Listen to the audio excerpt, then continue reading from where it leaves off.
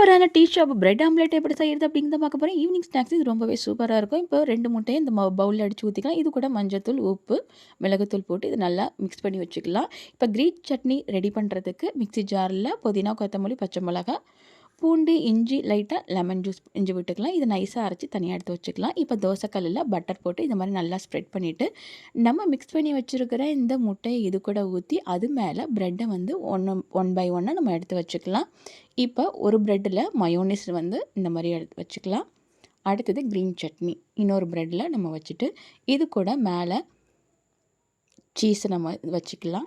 இப்போ இந்த ப்ரெட்டை வந்து இந்த மாதிரி நம்ம திருப்பி போட்டு லைட்டாக வேக வச்சு நம்ம எடுத்து கட் பண்ணி நம்ம வச்சு சாப்பிட்டோம் அப்படின்னா சொல்ல வேணாம், டேஸ்ட் ரொம்பவே அல்டிமேட்டாக இருக்கும். அதுவும் குழந்தைங்க ரொம்பவே விரும்பி சாப்பிடுவாங்க.